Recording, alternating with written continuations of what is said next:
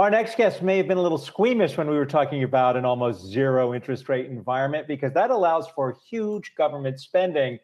And nobody knows the dangers of that better than Maya MacGuineas, president of the Committee for a Responsible Federal Budget. We invite her into the stream right now because we are looking at a national debt which is projected to exceed the post-World War II record high within the next 4 years. Why should we be troubled, though? I got to tell you, I'm one of those people who gets worried about national debt and deficits, and yet I'm now, I'm 55 years old, and I've heard this repeatedly my entire adult life, and I'm thinking now, so what?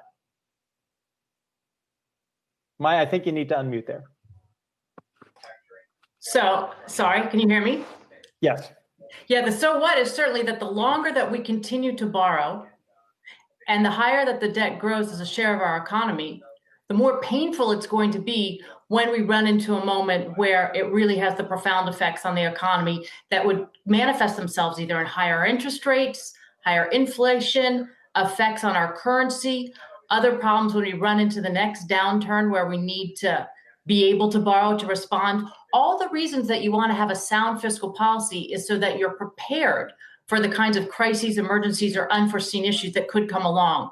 We are operating completely the opposite. We are taking every risk possible, trying to stimulate our economy in the short run. And let me be really clear, we should be stimulating our economy right now. This is exactly the moment we should be borrowing. But when we shouldn't be borrowing is when the economy is going so well, like it did for the past 4 years when we were borrowing, because it leaves us incredibly vulnerable. And the one last point I'll make about that vulnerability is it has grown tremendously because of the geopolitical situation that we now find ourselves in vis-a-vis China, where there are many more risks than the ones we even used to be dealing with when as the debt was growing to these near record high levels. Hi, Maya, it's Julie. It's good to see you. It's also interesting because if you look at the two candidates for president in terms of what continued debt to GDP ratio we could see, they're pretty similar, right? I mean, are there meaningful differences between the plans of the two candidates and in terms of their spending? Yeah, so great question. So we just released this big report that looks at the plans, of course, of the two main candidates, Trump and Biden, and how they would affect the national debt. And again, this is a moment where we don't need to worry about the debt immediately. But what we do know that as our debt reaches 100% of GDP, basically that's happening right now as we speak, or breaks all records we've ever had in this country, which it's on schedule to do in the next couple of years, that once the economy is strong enough, we will have to pivot to bring the debt back down to a manageable level. Again, to protect against all the vulnerabilities that it otherwise leaves us with. What we have found is that both President Trump and Vice President Biden put forth plans, and I should caveat that Vice President Biden has 48 plans with 800 policies. Scoring the work of that campaign was incredibly difficult because there was so much detail. And you can cross that to the president, which had 54 bullet points. So these really aren't on the same level in terms of the level of detail.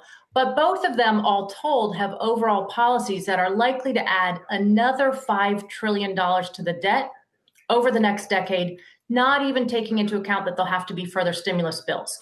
So the bottom line is nobody is talking about the need to get that debt so it's not growing faster than the economy once we have gotten out of this downturn. And I think that does need to be a priority, not for today, but to start to talk to American people about what we're going to have to do vis-a-vis our budget once we are in a healthy situation to respond to the fiscal challenges that we have. Hey, Maya, Rick Newman here. I read that report and wrote a story about it. Let me ask you to drill into the Biden plan a little bit more. Biden does have tax increases to pay for at least some of the spending increases he wants. It doesn't quite add up. What would you like to see in the Biden plan that would make you more comfortable? Would you take out some of the spending increases and devote more of the tax hikes to simply paying down the debt? Would you add even more tax increases? I mean, how would you improve on the Biden plan? Yeah, and I think I give Biden's campaign credit for putting forth a lot of revenues that would offset the big spending priorities that they have. If I were going to describe these plans, I would say Trump spends a lot and cuts a lot of taxes. Biden spends a lot, and raises taxes that covers about half of that. And if I were going to improve on that plan, and let's say you take those priorities as a given. So the Biden campaign has put forth the priorities of infrastructure, green energy policy, healthcare, long-term care, child care, education, housing paid leave. Like there are a lot of spending priorities there. And if you want to do them, I give them credit for offsetting the costs of a bunch of those by mainly repealing a lot of the president's tax cuts in a way that would affect only people making over $400,000 a year. And that's a big pledge of theirs. We fact check it a lot of times. And it appears that they stay true to that. But you need to find other offsets for the other half of the plan. A couple things I would recommend. There are a lot of other revenues we could be thinking about if we want to go ahead and look at all the tax breaks that exist. There's about $1 trillion tax breaks a year that we could be talking about. We could talk about new revenue streams, a carbon tax. Part of that could go back for other policies is another opportunity. We could cut spending. Obviously, there's some parts of the budget where spending is growing faster than the economy, and we could generate a lot of savings. They don't have many savings at all. They have some, but not many. And mainly, I think you have to deal with Social Security and Medicare. Neither candidate is talking about those two realities, and you cannot avoid the fact that those two programs have trust funds heading towards insolvency. But Maya, no matter who wins and whose plan is put on the table, Congress, what makes you think Congress would ever change? They never cut. They just don't, or do they? Oh, nothing makes me think that. Nothing at all. The terrible situation here is that we have a real economic challenge. It is beyond Republican and Democrat. It is beyond different ideologies in the country. It is an economic challenge about staying strong and healthy for the long term. And we have an absolutely dysfunctional, highly polarized political environment where the chances of them coming together and doing things that are good policy, but not good policy, focusing on the long term rather than the short term, compromising, which is key to all of this, and making some of the real choices that budgeting actually requires, it is very, very low.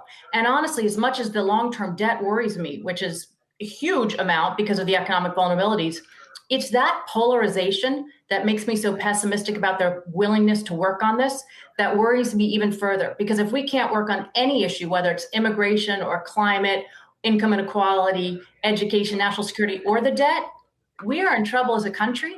And that's why I'm trying to ring warning bells, both about the debt, but also what it represents. When you said terrible challenge, I was thinking of the terrible awful in the help, which is sometimes how Congress seems to act. Thank you so much, Maya MacGuineas, President of the Committee for a Responsible Federal Budget. All the best to you.